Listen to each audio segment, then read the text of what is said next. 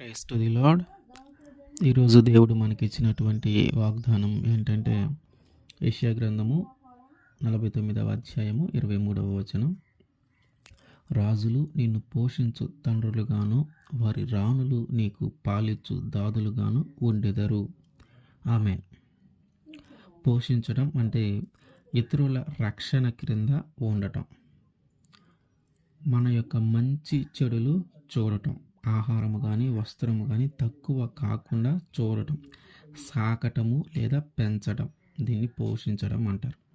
అయితే ఈ రోజుల్లో చాలామందికి ఉన్న ఆలోచన ఏంటంటే, నన్ను నేను ఎలా పోషించుకోవాలి, నా కుటుంబాన్ని నేను ఎలా పోషించగలగాలి, నేను సంపాదించేదంతా కూడా ఈ రోజువారీ ఖర్చులకే సరిపోతుంది కదా, రేపటి దినాన నా పరిస్థితి ఏంటి, రేపటి దినమున నా కుటుంబాన్ని నేను ఎలా పోషించుకోవాలి, ఈ జీవితం ఏంటో ఇలా అయిపోయింది, నేను ఒక కుటుంబాన్ని పోషించలేకపోతా ఉన్నాను, ఒక కుటుంబాన్ని నేను కాపాడుకోలేకపోతా ఉన్నాను, నా కుటుంబంలో ఉన్న వారందరికీ సరైన ఆహారాన్ని నేను అందించలేకపోతా ఉన్నాను, నా కుటుంబంలో ఉన్న వారందరికీ కూడా సరైన వస్త్రము, సరైన దుస్తులు నేను ఇవ్వలేకపోతా ఉన్నాను, వాళ్ళ యొక్క మంచి చెడులు నేను చూసుకోలేకపోతా ఉన్నాను అని బాధపడే వాళ్ళు, ఆలోచించే వాళ్ళు చాలామంది ఉన్నారు.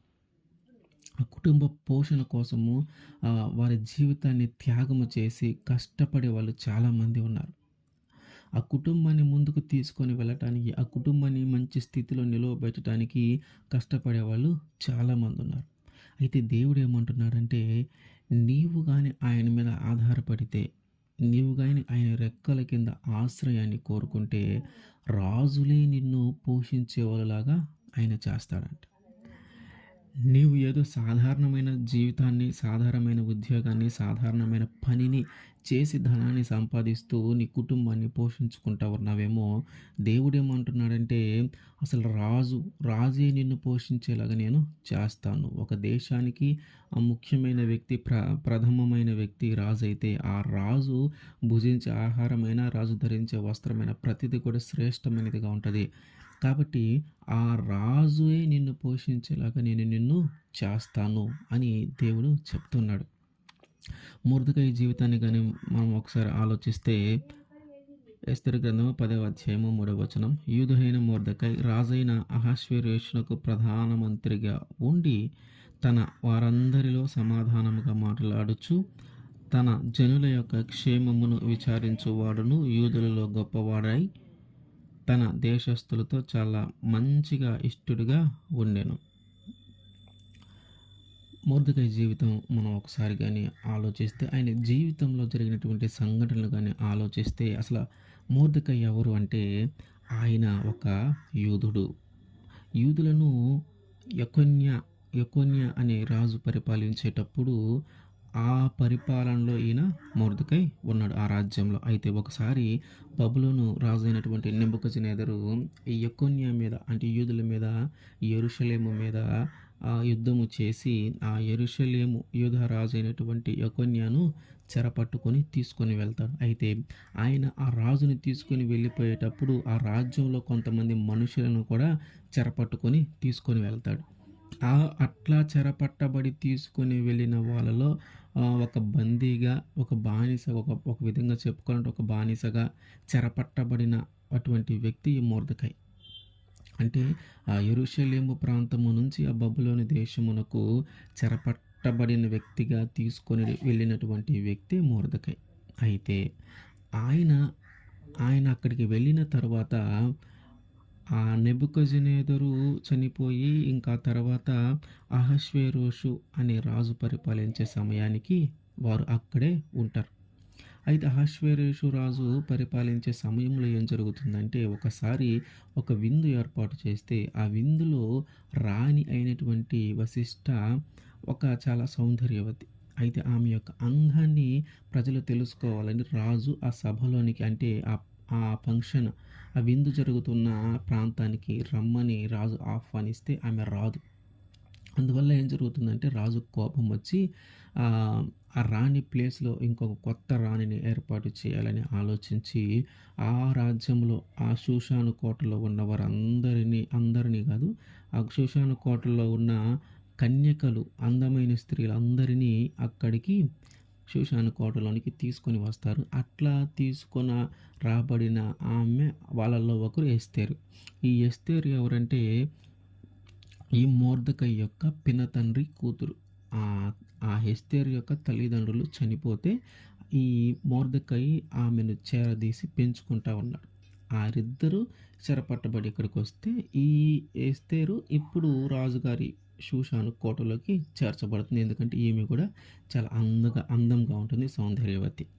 అయితే మొర్దెకై ఇక్కడే ఉన్నాడు. మొర్దెకై ఏం చేస్తున్నాడంటే ఈమె కోటలోనికి చేర్చబడింది కదా, రాజు దగ్గరికి వెళ్ళిపోయింది కదా, ఆమెకి ఏం జరగబోతుందా అని రాజగుమ్మము దగ్గర అటు ఇటు తిరుగుతూ ఎక్కువ కాలం అక్కడే గడుపుతా ఉండేవాడు. అయితే అక్కడ లోపల ఏదేదో జరుగుతూ ఉన్నాయి. రాజు తడవకొకళ్ళ ఒక రాణిని పిలిపిస్తూ ఉండేవాడు. ఆమెను చూస్తూ ఉండేవాడు. ఆయన కానీ ఓకే అంటేనే ఆమె రాణిగా నియమించబడేది. మొర్దెకైకేమో లోపల ఏం జరుగుతుందో తెలియక ఆయన గుమ్మము దగ్గర అటు ఇటు తిరుగుతా అక్కడే ఎక్కువ కాలము జీవిస్తూ ఉండేవాడు. అయితే ఒకరోజు ఏం జరిగిందంటే ఈ రాజుని చంపాలని ఇద్దరు ప్లాన్ చేసుకుంటారు. ఈ అహష్వేరోషు రాజును చంపాలని ఇద్దరు ప్లాన్ చేసుకొని ఉంటే ఆ విషయము మొర్దెకైకి తెలుస్తుంది.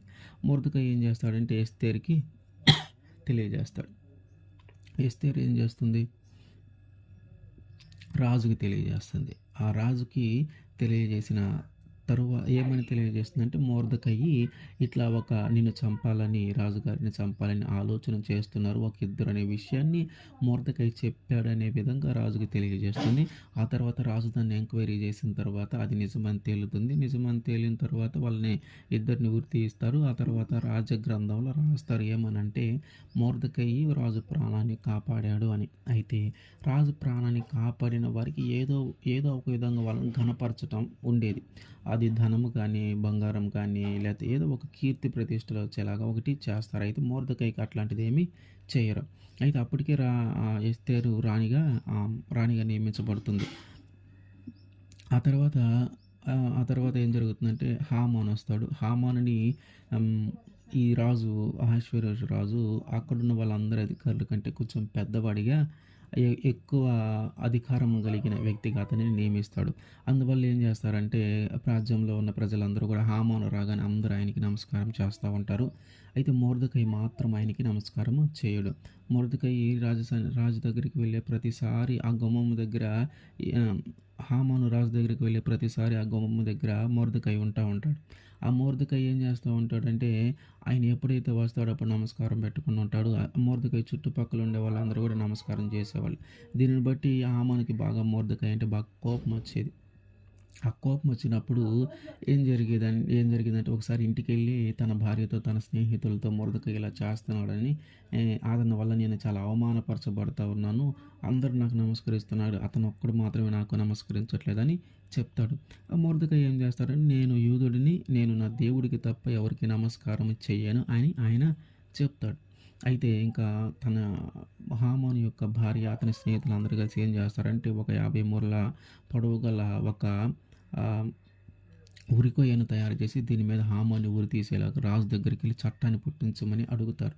అప్పుడు హామాను రాజు దగ్గరికి వచ్చేసి ఏం చెప్తారంటే నీవు పరిపాలిస్తున్నటువంటి ఈ రాజ్యంలో నీ మాట వినని జనము, నీ లెక్క చేయని జనము ఒకటి ఉంది. అట్లా ఉండటం నీకు మంచిది కాదు. ఏదో ఒక రోజు వాళ్ళు తిరుగుబాటు చేస్తారు కాబట్టి వాళ్ళని హతము చేస్తే మంచిది. కాబట్టి వాళ్ళని హతము చేయడానికి నాకు అధికారము ఇమ్ము, నాకు ఒక చట్టాన్ని పుట్టించమని అడిగితే రాజు సరే నీ ఇష్టానుసారంగా చేయమని ఒక చట్టాన్ని పుట్టించి ఒక పత్రికలు రాయించిస్తాడు. హామాను ఏం చేస్తాడంటే ఫస్ట్ ఏం చేస్తాడంటే హామాను ఈ మొర్దెకై నాకు నమస్కరించట్లేదు కదా, వీడిని ఒక్కరిని చంపడం చాలా చిన్న విషయము, అసలు ఇతను ఎవరు, ఇతని యొక్క జనం ఎవరు, ఇతని యొక్క వంశము ఎవరు, ఇతని యొక్క జాతి ఎవరు తెలుసుకొని అసలు మొత్తాన్ని సంహరిద్దాము, మొత్తాన్ని హతము చేద్దాము, మొత్తాన్ని చంపేద్దామని ఈయన అనుకుని తాకిదులు పుట్టించేటప్పుడు అట్లా రాపిస్తాడు జాతి మొత్తాన్ని అంతం చేసేలాగున. మొత్తము ఆ రాజ్యమంతా పంచబడతాయి. ఆ తర్వాత అదే విషయం మొర్దెకై తెలుస్తుంది. ఆ మొర్దెకై బాధపడి అదే విషయాన్ని మళ్ళీ ఎస్తేరుకి తెలియజేస్తాడు. ఎస్తేరు ఎక్కడుంది, రాజు దగ్గర ఉంది. ఆ ఎస్తేరు కూడా తెలిసినప్పుడు ఎస్తేరు బాధపడుతుంది. ఆ బాధపడిన తర్వాత ఎస్తేరుని మొర్దెకై ఏం అడుగుతాడంటే నువ్వు వెళ్ళి రాజు దగ్గరికి వెళ్ళి ఇట్లా జరుగుతుందని చెప్పు అంటాడు.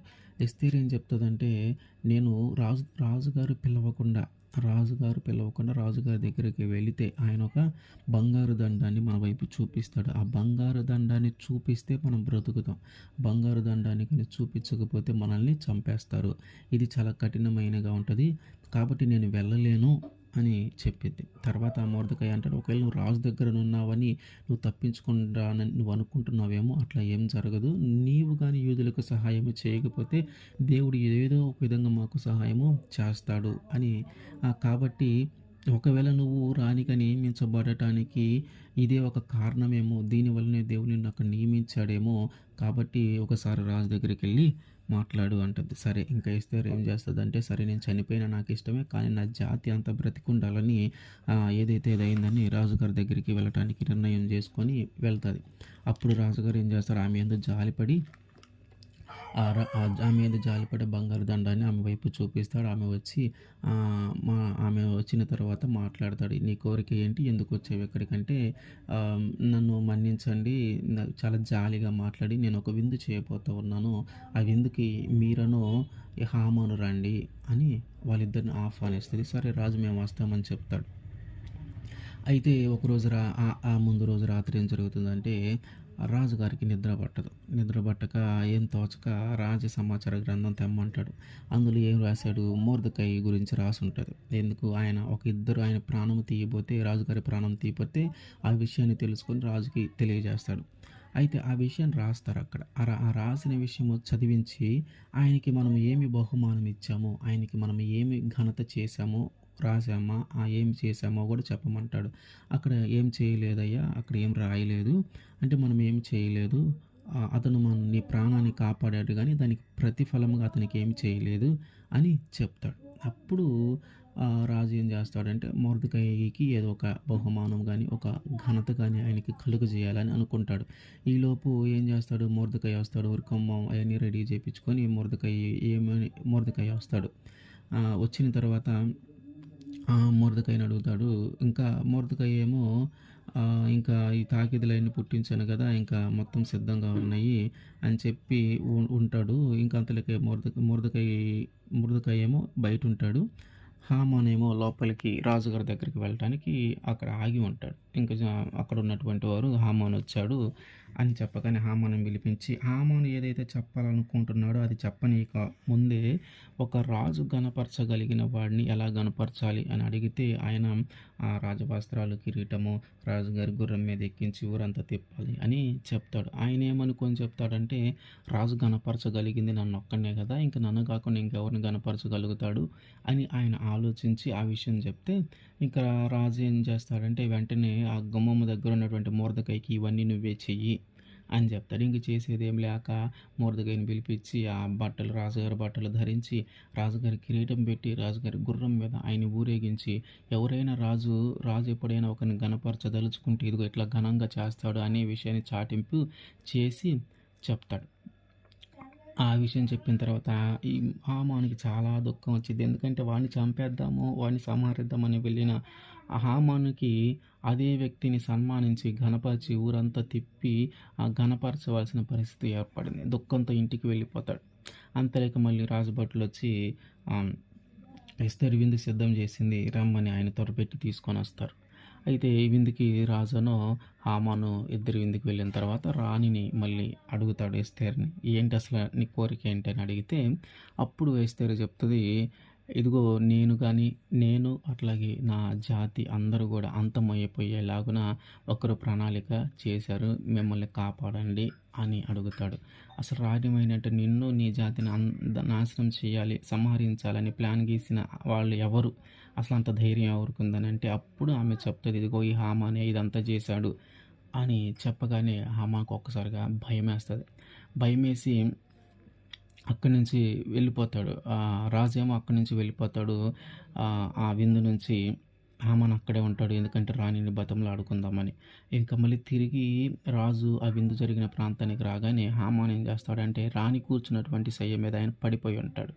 ఈయన ఏమనుకుంటాడు అంటే, రాణిని బలవంతం చేయబోయాడేమో అని అనుకొని పక్కనున్న వాళ్ళని పిలిపించి రాణిని బలవంతం చేయబోయాడని చెప్పగానే వారు హామాను యొక్క ముఖానికి ఒక ముసుగు వేసి వాళ్ళే చెప్తారు, భటులే చెప్తారు ఏమనంటే, హామాను మొర్దెకైని ఉరిదీయించాలని ఒక ఉరికొయ్యను సిద్ధం చేశాడు. మీకు చిత్తమైతే దాని మీదే హామాను ఉరి తీస్తాము అని. ఆ ఉరి తీస్తాము అని చెప్పగానే రాజు ఓకే అంటాడు.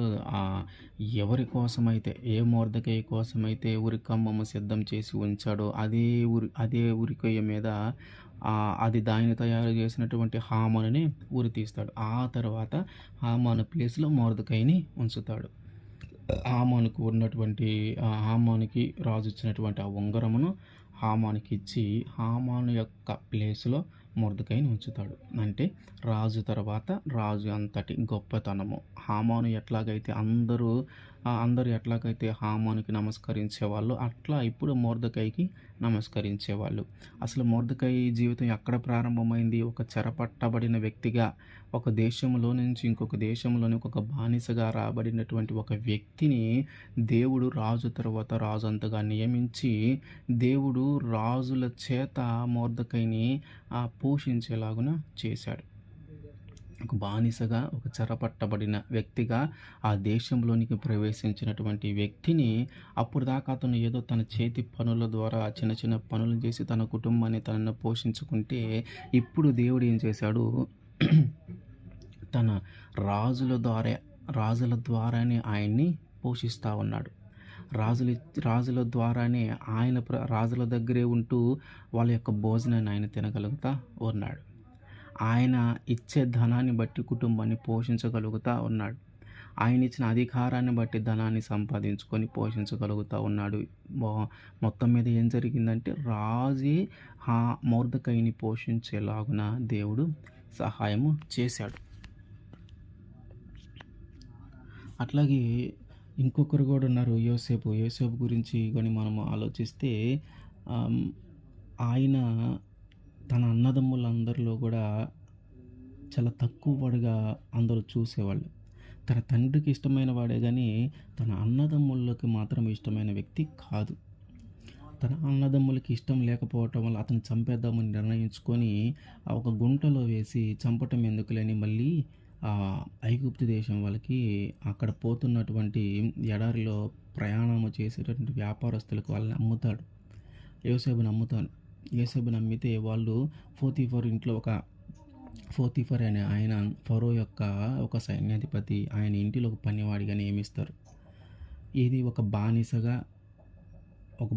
అమ్మబడిన వ్యక్తిని సైన్యాధిపతి యొక్క ఇంటిలో ఒక పనివాడిగా నియమిస్తే అక్కడ ఆయన న్యాయంగా నడుచుకుంటాం బట్టి ఆయన చిన్న చిన్నగా అభివృద్ధి చెందుతూ ఉంటాడు. ఒక బానిసగా అమ్మబడినటువంటి వ్యక్తిని దేవుడు చిన్నగా ఎక్కడి దాకా తీసుకొస్తాడంటే ఫరో తర్వాత ఫరో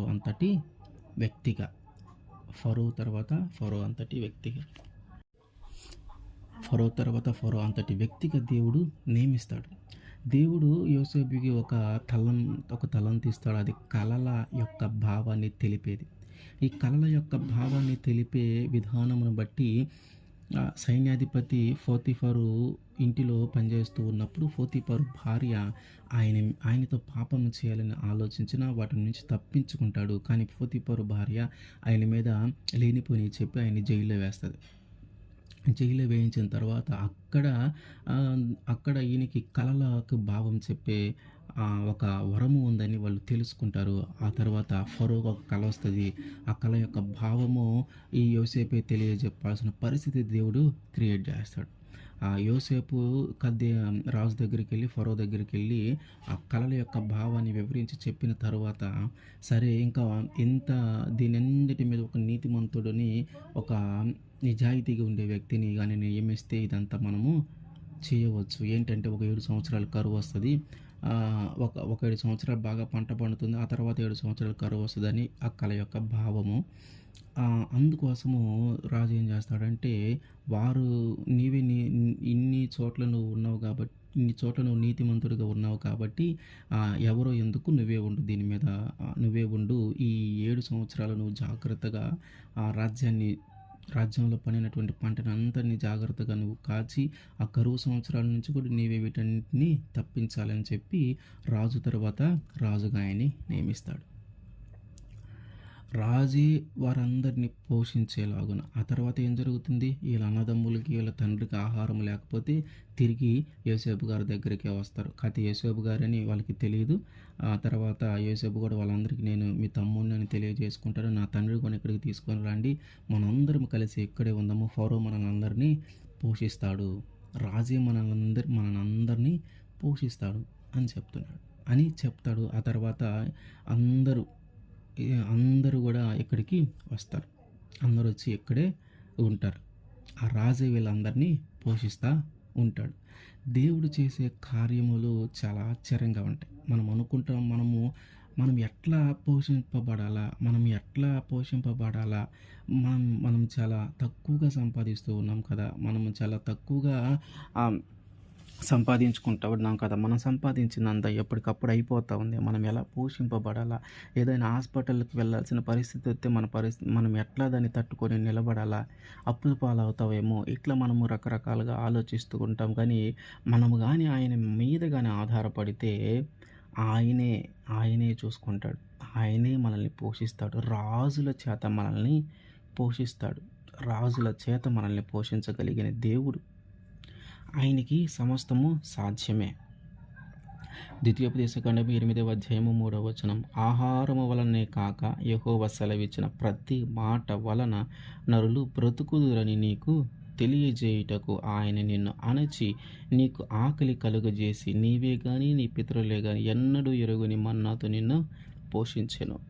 అయితే మనము ఆహారము తినటం వల్ల మాత్రమే పోషింపబడము, కానీ ఆయన నోటి నుంచి వచ్చే ప్రతి మాట వలన మనము బ్రతుకుతాం.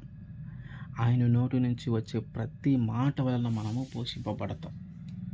ఆయన మాటకి అంత శక్తి ఉంది. ఆయన మాట అన్ని కార్యాలు చేయగలదు. ఆయన మాట సెలవిస్తే చాలు మన జీవితాలు మారిపోతాయి. ఆయన మాట సెలవిస్తే చాలు మన పరిస్థితులు మారిపోతాయి. ఆయన అంత శక్తిమంతుడు. ఆయన మాట సెలవిస్తే చాలు, ఆయన మాట మనకి సెలవిస్తే చాలు మన జీవితము బాగుపడుతుంది. మన జీవితాన్ని ఆయన బాగుపరచగలడు. ఆయన మాట సెలవిస్తే మనము బ్రతుకుతాం, మనము పోషింపబడతాం. ఆయన మాట వలన కూడా మనము బ్రతుకుతాము, ఆయన మాట వలన కూడా మనము పోషింపబడతాం. అందుకని మనము ఈ పోషణను గురించి, మనము ఎలా జీవించాలి, ఎలా బ్రతకాలి అనే దాని గురించి దిగులు వదిలి, ఎట్లా బ్రతకాలి, ఏం చేయలేకపోతా ఉన్నాం, ఎట్లా బ్రతకాలి, సంపాదించే వాళ్ళు ఎవరు లేరు, ఎట్లా బ్రతకాలి, సహాయం చేసేవాళ్ళు ఎవరు లేరు, ఎట్లా బ్రతకాలి అని నువ్వు ఆలోచించి దిగులు పడతా ఉన్నావేమో, వాటన్నిటిని గురించి నీకు దిగులు పడవలసిన పని లేదు. ఎందుకంటే నిన్ను పోషించేవాడు ఆయన, నిన్ను పోషించగలిగినటువంటి వాడు ఆయన. ఆయన రెక్కల క్రింద కానీ నీ ఉంటే ఆయన నిన్ను పోషిస్తాడు. రాజుల చేత నిన్ను పోషించగలడు ఆయన. ఆయన మాట చాలు, ఆయన మాట సెలవిస్తే చాలు నీ జీవితము బాగుపడుతుంది. ఆయన మాట సెలవిస్తే చాలు నువ్వు పోషింపబడతావు. నీవు, నీ కుటుంబం అందరూ కూడా క్షేమంగా పోషింపబడుతూ ఉంటారు. నీకు సరైన ఆహారం అందుతుంది, నీకు సరైన వస్త్రం అందుతుంది. నీ యొక్క మంచి చెడులు ఆయనే చూసుకుంటూ ఉంటాడు. ఆయన రెక్కల క్రింద మనము ఆశ్రయము కోరుకోవాలి. మన పాపాలు మనం ఒప్పుకొని ఆయన రక్షణలో కానీ, ఆయన కలువరి రక్తంలో కానీ మనము కడగబడితే మన బాధ్యత అంతా ఆయనే తీసుకుంటాడు. ఆయనకి ఇష్టానుసారంగా మనం జీవిస్తూ ఉంటే, ఆయన చిత్తానుసారంగా కానీ మనము జీవిస్తూ ఉంటే, ఆయన మనల్ని పోషించడం అనేది ఆయనకి చాలా చాలా చిన్న విషయము. ఆయన నోటి నుంచి వచ్చే మాటని బట్టి, ఆయన నామంలో ఉన్న శక్తిని బట్టి కూడా మనము పోషింపబడతాం. ఆయన నామంలో ఉన్న శక్తిని బట్టి మనము బ్రతకగలుగుతాం, మన కుటుంబము బ్రతకగలుగుతాం. ఆయన అంత శక్తిమంతుడు. ఆయన మనల్ని రక్షించగలిగిన రక్షకుడు. ఆయన మీద మనం ఆధారపడదాం. ఆయన్నే మనము నమ్ముకుందాం, ఆయన్నే మనము సేవిద్దాం, ఆయన్నే మనము ఘనపరుద్దాం. ఆయన మీద ఎప్పుడైతే మనం ఆధారపడతామో ఆయన మన జీవితంలో క్రియలు చేయటానికి సమర్థుడు. ఆయన మన జీవితాన్ని రక్షించగలగటానికి సమర్థుడు. ఆయన మనల్ని జీవించజేయటానికి సమర్థుడు. ఆయన మనల్ని పోషించటానికి సమర్థుడు. ఆమేన్.